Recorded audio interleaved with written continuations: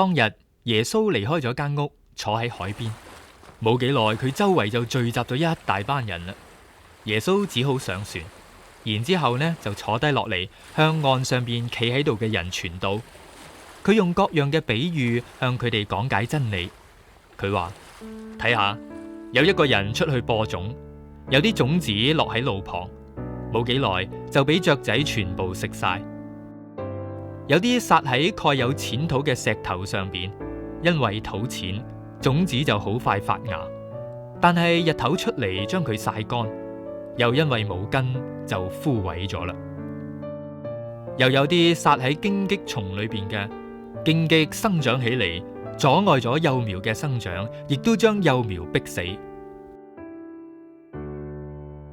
另外一啲係撒喺肥沃嘅土壤裏邊，自然就結出飽滿嘅籽粒，有100倍、60倍、30倍嘅收成。能夠聽見嘅就應當留心聽。啲門徒就嚟問耶穌啦：你點解要用比喻教導佢哋呢？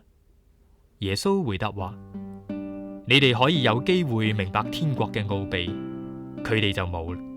但凡有嘅，仲要加俾佢，以致綽綽有餘；但係冇嘅，就連佢而家僅有嘅，亦都要攞走。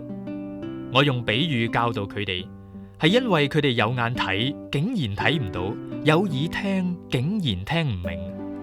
以賽亞先知嘅預言講得好：你們聽是聽了，總是不明白；看是看見了，總是不曉得。因為這些人心靈麻木，耳朵堵塞，雙目緊閉。不然的話，他們看見了，聽見了，心裏明白，回心轉意，我就醫治他們。你哋係有福嘅，因為你哋嘅眼睇得見，耳朵亦都聽得見。我實在話俾你哋知，有好多先知同義人曾經渴望見你哋所見嘅，聽你哋所聽嘅，但係都唔能夠如願以償啊。所以你哋應當留心呢個撒種嘅比喻。種子撒喺路旁，係代表嗰啲聽咗天國嘅道理而唔明白嘅人。魔鬼乘虛而入，將撒喺心裏邊嘅真理搶走。種子撒喺蓋有淺土嘅石頭上邊，係代表人聽咗上帝嘅道就歡天喜地咁樣接受過嚟，但係佢哋信心脆弱，冇根基，一旦為咗真道而遭受苦難或者係迫害，就將呢一個真理丟棄。另一啲撒喺荊棘